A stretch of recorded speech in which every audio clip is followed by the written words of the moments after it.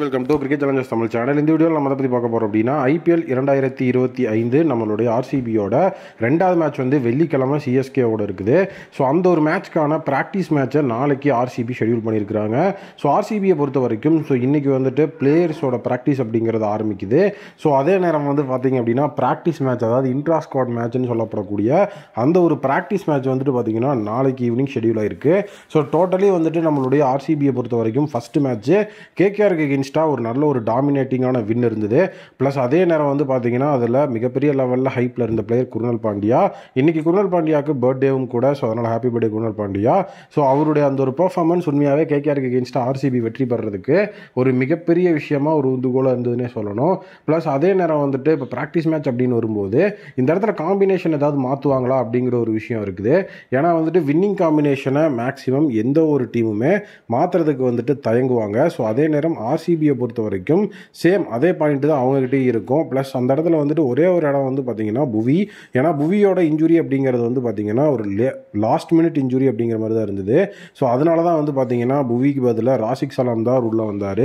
So அப்படி இல்லை அப்படின்னா கண்டிப்பாக புவி தான் ஆடி இருப்பார். அதில் வந்து எந்த விதமான டவுட்டுமே நமக்கு வந்து தேவை கிடையாது. ப்ளஸ் அதே நேரம் வந்துட்டு வெள்ளிக்கிழமை நடக்க போகிற மேட்ச் வந்து சென்னையில் அப்படிங்கிறதுனால ஸோ சென்னை நம்ம வந்துட்டு எம்ஐ vs சிஎஸ்கே மேட்ச்லேயே பார்த்தோம். ஸ்பின்னர்ஸுக்கு அது வந்து எந்த லெவலில் வந்து எஃபெக்டிவாக இருந்தது அந்த ஒரு சென்னை பிச்சு அப்படின்னு சொல்லி. ஸோ அதனால் வந்துட்டு இந்த இடத்துல நம்ம இன்னுமே வந்து கொஞ்சம் யோசிக்கணும் அப்படின்னா கண்டிப்பாக அங்கே வந்து ஸ்பின்னர்ஸ் வந்து எஃபெக்டிவாக இருந்தாகணும்.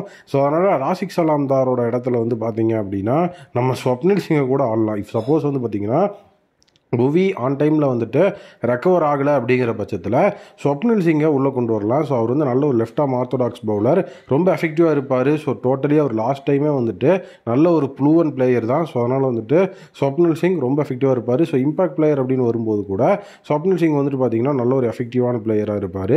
மற்றபடி ஸ்பின் அப்படின்னு போகும்போது நமக்கு பெரிய லெவல் ஆப்ஷன்ஸ் அப்படிங்கிறது கிடையாது.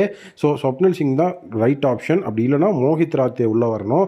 பட் மோஹித் ராத்தேவெலாம் இம்பாக்ட் பிளேயராக கொண்டு வர மாட்டாங்க. மெயின் பிளேயிங் லெவன் அப்படியே வச்சுட்டு நம்ம வந்து ஸ்பின் எஃபெக்டிவாக போகணும்னா அந்த இடத்துல வந்து நம்ம என்ன பண்ணணும் அப்படின்னா ஸோ ராசிக் சலாம்தார், ஸோ அவர் வந்து பார்த்தீங்க அப்படின்னா ரொம்ப எஃபெக்டிவான ஒரு பிளேயர். ஸோ அவரை வந்துட்டு நம்ம வெளியே எடுத்துகிட்டு அந்த இடத்துல வந்து பார்த்தீங்க அப்படின்னா ஸ்வப்னில் சிங்கை உள்ள மெயின் பிளேயிங் லெவனில் கொண்டு போயிட்டு ஸோ இந்த இடத்துல இம்பாக்டுக்குள்ளே பார்த்தீங்கன்னா மோஹித் ராத்தே வச்சோம்னா கண்டிப்பாக அது வந்து ஸ்பின் எஃபெக்டிவாக இருக்கும். ஏன்னா இம்பாக்டில் வந்து மோஹித் ராத்தே அவர் ஒரு ஸ்பின்னர். உள்ள மெயினில் வந்து பார்த்தீங்கன்னா குருணல் பாண்டியா, சுயாஷ் சர்மா, அதுக்கப்புறம் ஸ்வப்னில் சிங்னு 3 ஸ்பின்னர்ஸ் இருப்பாங்க. ப்ளஸ் அதே நேரம் வந்து பார்த்தீங்கன்னா நமக்கு லியாம் லிவிங்ஸ்டன் இருந்து ரைட் ஆர்ம் லெக் பிரேக் அப்படின்னு சொல்லிட்டு அந்த ஒரு பவுலிங் சப்போர்ட்டை வாங்கிக்கலாம். ஸோ நல்ல ஒரு எஃபெக்டிவான ஆப்ஷனாக இருக்கும். ஸோ அதனால் இந்த மாதிரி காம்பினேஷன் மாறுறதுக்கு கொஞ்சம் வாய்ப்புகள் இருக்குது. மாற்றினாங்கன்னா சிஎஸ்கேக்கு எகெயின்ஸ்டாக நல்லாயிருக்கும். ஏன்னா வின்னிங் காம்பினேஷனை மாற்றக்கூடாது அப்படிங்கிறது பெரிய லெவலில் எஃபெக்டிவ் இருக்கக்கூடிய விஷயந்தான். பட் இதை கொஞ்சம் யோசித்து பார்க்கணும் அப்படிங்கிறது என்னோட ஒப்பீனியன். நெக்ஸ்ட் அப்டேட் என்ன அப்படின்னு வந்து பார்த்தீங்க அப்படின்னா ஸோ டோட்டலி ரொம்ப எஃபெக்டிவான ஒரு விஷயம் என்னென்னா இப்போது நம்மளுடைய விராட் கோலி இன்றைக்கி அவருடைய பர்சனல் ப்ராக்டிஸ் ஆரம்பிச்சிட்டாரு.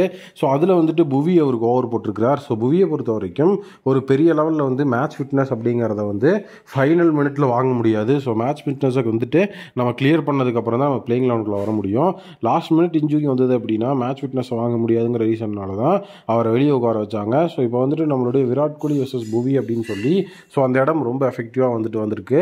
ஸோ புவி நெக்ஸ்ட் மேட்ச் வந்து கண்டிப்பாக ஃபுல்லி ஃபிட்டாக இருப்பார் அப்படிங்கிற மாதிரி தான் நான் நினைக்கிறேன்.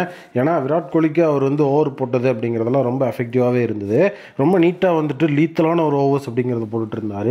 ஸோ விராட் கோலியை பொறுத்த வரைக்கும் 2 பால் நீட்டாக ஃபேஸ் பண்ணிட்டு 3rd பால் ஒரு மிகப்பெரிய ஸ்ட்ரகிள் ஆனார். ஸோ அதுக்கப்புறம் புவியை வந்துட்டு ஃபேஸ் பண்ணவே முடியல. அந்த லெவலுக்கு வந்துட்டு நல்ல டெட்லியான பால்ஸ் எல்லாம் வந்து போட்டுக்கிட்டு இருந்தார் புவி.